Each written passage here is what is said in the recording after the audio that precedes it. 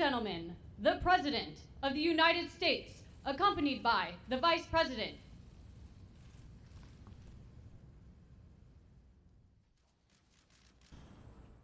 The process, if he's incapacitated, is that the Vice President would take power. That's the primary constitutional role of the Vice President, in addition to being President of the Senate. His job is to take over when the President can't fulfill his duties.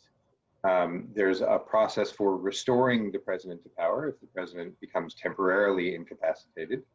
If that incapacity is permanent, then we've got an acting President. The Vice President becomes the President. We've seen that a couple times before in the country's past.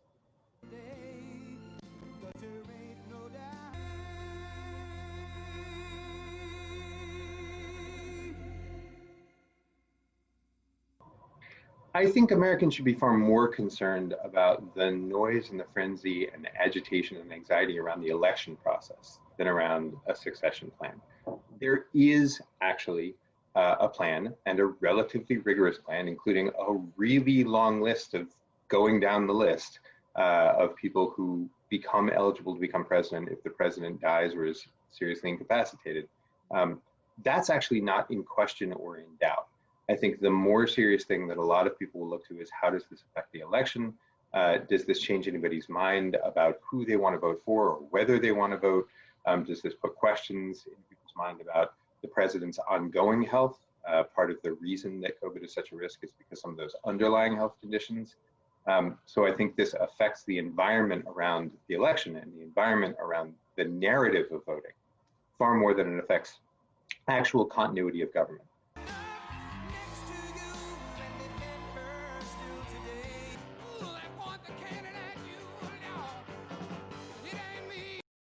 If something should happen, we're in the middle of an election. Ballots have actually gone out the door, more than 2 million of them as of today, and there are plenty more still in the mail that are coming back.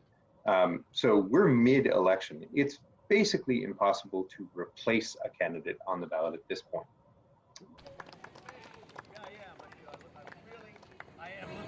I am looking very forward to it. Thank you. Thank you. So it's likely that should Donald Trump become so ill or pass away before the election or before the electors vote on December 14th, that electors in the states that he has won would vote for a substitute, would vote for Mike Pence, and that vote would count.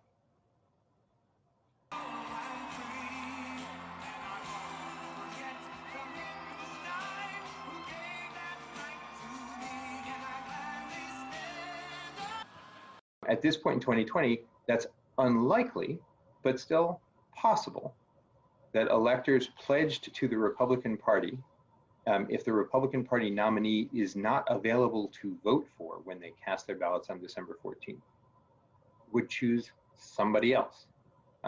They might abide by the party's wishes, but Donald Trump has made the party so much about him that it's possible they would simply veer off course.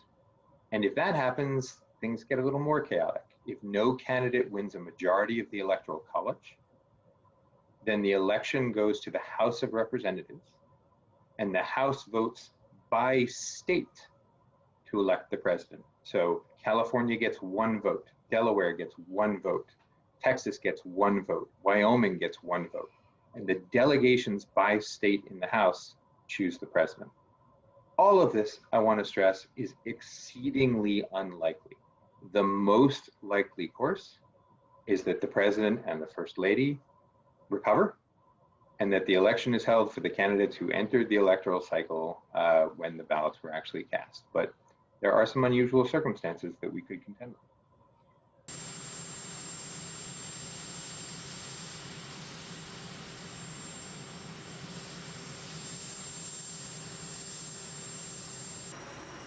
And the most likely outcome of the election is that the voters will have their say. When you look at all of the various contingencies, it's real easy to get drawn to black swan events, and 2020 is nothing if not the year of the black swan. But if you're going to Vegas, you're still taking to the table the notion that the voters are going to decide this election. That's most likely what's going to happen.